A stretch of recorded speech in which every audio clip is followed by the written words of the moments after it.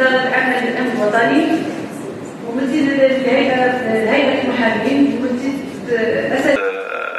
à jour de ce protocole d'Istanbul qui certainement va avoir le jour au 20e anniversaire cette année, c'est-à-dire en 2019. Le protocole d'Istanbul reste un document exceptionnel. 20 ans, c'est sûr et certain qu'il y a des insuffisances si au moins on avait appliqué 20% ou 10% de ce qui est dans le protocole d'Istanbul.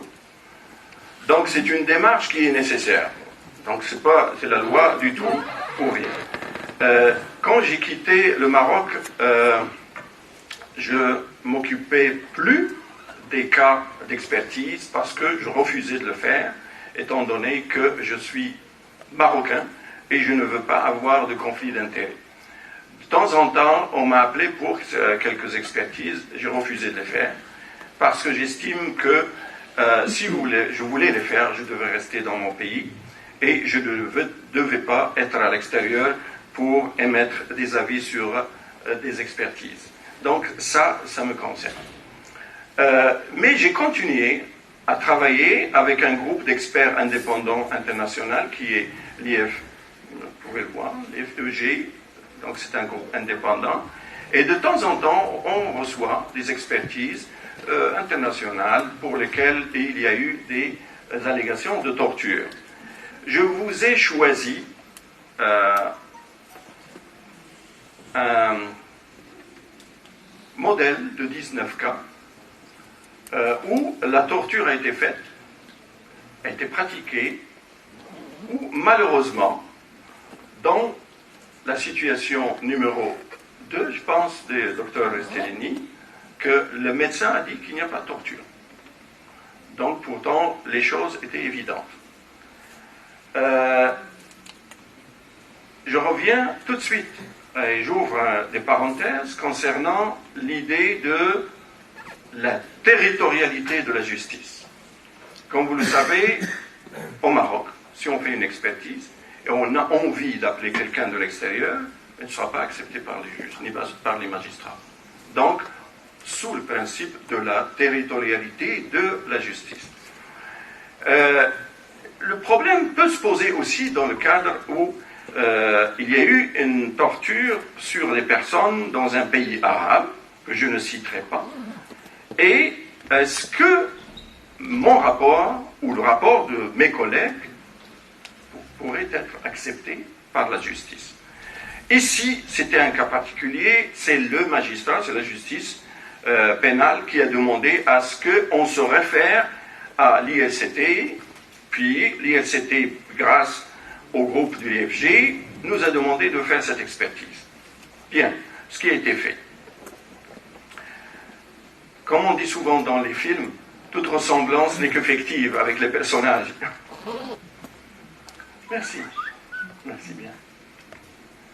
Donc, toute ressemblance avec des faits ou actes n'est que du pur hasard. La question était, donc demandée à l'ILCT, était d'évaluer les rapports médico-légaux qu'ils nous ont envoyés, bien sûr, en arabe, établir leur conformité avec les standards internationaux, notamment le protocole d'Istanbul. Quant à la suite, on ne sait pas ce qui s'est passé.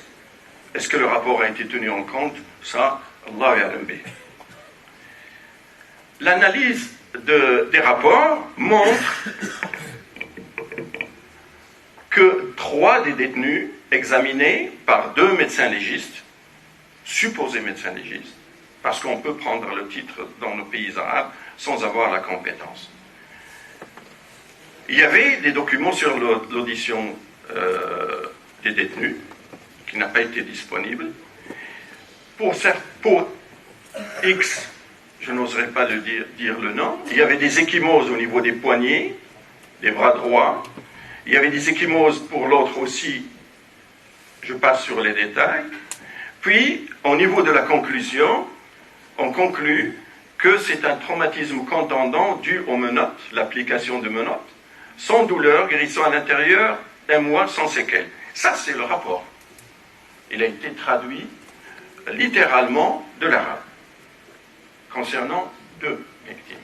Un détenu a été examiné par 2 médecins légistes, en présence d'un policier, on trouve des ecchymoses au niveau de l'index, par hasard.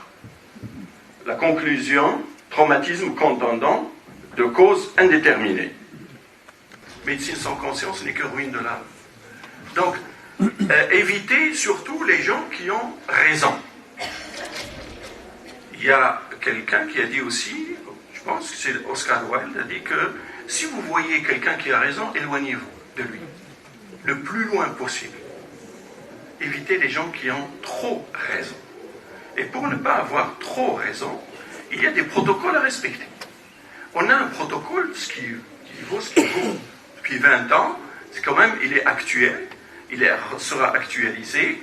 Si au moins on respecte ce qu'il y a dedans, je pense qu'on va rester conforme. Peu importe l'utilisation du rapport. Parce que finalement, quand le médecin légiste devant les allégations de torture, il est en train, en sa conscience, dans son abri, en train de réfléchir, à rédiger les conclusions, il ne doit pas penser à autre chose que ce qu'il a vu, ce qu'il a entendu. Exactement. Il ne doit pas se mettre dans la peau du juge, ce qu'il va dire, ni la peau des autorités, ni la peau des médias, et même aussi, ni dans la peur, ni dans la psychose, ni qu'il soit terrorisé par ce qui va arriver ou par l'utilisation de son rapport. Ça nous dépasse.